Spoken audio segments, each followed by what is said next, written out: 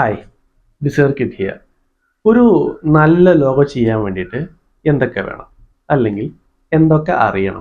ഞാൻ ചെയ്തിട്ടുള്ള ഒരു ലോഗോ കണക്ട് ചെയ്തുകൊണ്ട് തന്നെ സംസാരിക്കാം. ഒരു ക്ലയന്റ് നമ്മൾ അപ്രോച്ച് ചെയ്യുന്ന സമയത്ത് ക്ലയന്റിന്റെ ബിസിനസ് എന്താണെന്നുള്ളത് മാക്സിമം ചോദിച്ച് മനസ്സിലാക്കുക. സ്റ്റാറ്റസിന്റെ കാര്യത്തിൽ പറയുകയാണെങ്കിൽ അവരെൻ്റെ അടുത്ത് ഇമ്പോർട്ടിങ് ആൻഡ് എക്സ്പോർട്ടിങ് എന്നുള്ള കാര്യങ്ങൾ പറഞ്ഞിട്ടുണ്ടായിരുന്നു.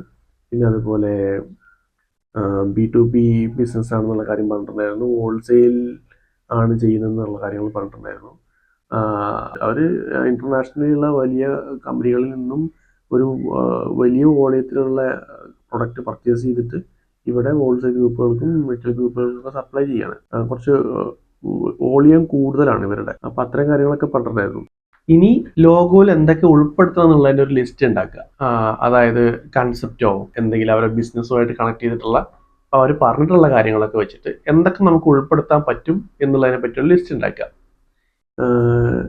ലോഗോയിലേക്ക് ഞാൻ ആദ്യം B2B എന്നുള്ള കൺസെപ്റ്റ് അതിലേക്ക് ആഡ് ചെയ്യാണ്. അത് നിർബന്ധമായിട്ടും ആഡ് ചെയ്യണമെന്ന് എനിക്ക് തോന്നി. പിന്നെ അതുപോലെ ഇമ്പോർട്ടിങ് ആൻഡ് എക്സ്പോർട്ടിങ് എന്നുള്ളത് നമുക്ക് ഡയറക്റ്റ് ഷിപ്പിംഗ് പാത്ത് എന്നുള്ള രീതിയിൽ ഇൻക്ലൂഡ് ചെയ്യുക. ഷിപ്പിംഗ് പാത്തായിട്ട് അങ്ങനെയാണ് ഞാൻ അതിൽ ഇൻക്ലൂഡ് ചെയ്തിട്ടുള്ളത്. പിന്നെ അതുപോലെ അവരുടെ അടുത്ത് ആവശ്യപ്പെട്ടിട്ടുള്ള ഒരു കാര്യമാണ് സ്റ്റാറ്റസിലെ എസ് എന്നുള്ളത് അതിലേക്ക് ഉൾപ്പെടുത്തണം എന്നുള്ളത്. അപ്പോൾ അതും കൂടി ഞാൻ അതിലേക്ക് ഇൻക്ലൂഡ് ചെയ്യുകയാണ് ചെയ്തത്. പിന്നെ ഒരു പ്രധാനപ്പെട്ട കാര്യം ക്ലയൻസിൻ്റെ ഇഷ്ടങ്ങൾ ചോദിച്ച് മനസ്സിലാക്കുക എന്നുള്ളത് തന്നെയാണ്. അതായത് ക്ലയൻസിന് ഒരു ബിസിനസ് ചെയ്യുന്ന സമയത്ത് എല്ലാ കാര്യത്തിലും അവരുടേതായ ഇഷ്ടങ്ങളും ആഗ്രഹങ്ങളും ഉണ്ടാവും. ലോഗോയിൽ എന്തായാലും ഉണ്ടാവും. അവർക്ക് ലോഗോയുടെ കാറ്റഗറീനെ പറ്റിയിട്ട് വലിയ അവയർനെസ് ഒന്നും ഉണ്ടായിക്കൊള്ളുന്നില്ല. അപ്പോൾ നമ്മളത് അതിനെപ്പറ്റി കാര്യങ്ങൾ പറഞ്ഞ് മനസ്സിലാക്കുക.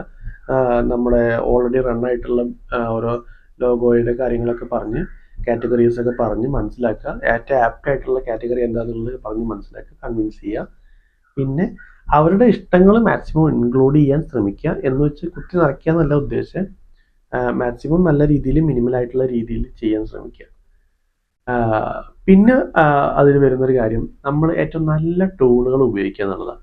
ഡിസൈൻ ചെയ്യുന്ന സമയത്ത് അപ്പം ഞാൻ ഉപയോഗിക്കുന്നത്, എൻ്റെ കേസിൽ ഞാൻ അഡോബ് ഇല്ലുസ്ട്രേറ്ററാണ് ഞാൻ മെയിൻലി യൂസ് ചെയ്യുന്നത്.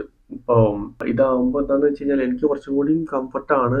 ഇപ്പോൾ ഫയലുകൾ അങ്ങോട്ടും ഇങ്ങോട്ടും ട്രാൻസ്ഫർ ചെയ്യണമെങ്കിൽ ഞാൻ അഡോബിൻ്റെ സബ്സ്ക്രിപ്ഷനാണ് എടുത്തിട്ടുള്ളത്. അപ്പോൾ അതിനകത്ത് തന്നെ ഫോട്ടോഷോപ്പ് ഉണ്ട്, ആഫ്റ്റർ എഫക്റ്റ് ഉണ്ട്, പ്രീമിയർ പ്രോ ഉണ്ട്, മറ്റു ഒരുപാട് സോഫ്റ്റ്വെയർസ് ഉണ്ട്. ഞാൻ യൂസ് ചെയ്യുന്നത് ഒരു 3-4 സോഫ്റ്റ്വെയർസേ ഉള്ളൂ. ഇപ്പോൾ മോക്കപ്പും കാര്യങ്ങളൊക്കെ ചെയ്യുന്ന സമയത്ത് എനിക്ക് ഫയൽ അങ്ങോട്ടും ഇങ്ങോട്ടും കൊണ്ടുപോകാനൊക്കെ കുറച്ചും കൂടി സുഖമാണ്. ഇപ്പോൾ പ്രീമിയർ ആയാലും ആഫ്റ്റർ എഫക്റ്റ് ആയാലും അതുപോലെ മീഡിയ എൻകോഡറാണ് ഞാൻ റെൻഡറിങ്ങിനൊക്കെ ഉപയോഗിക്കുന്നത്.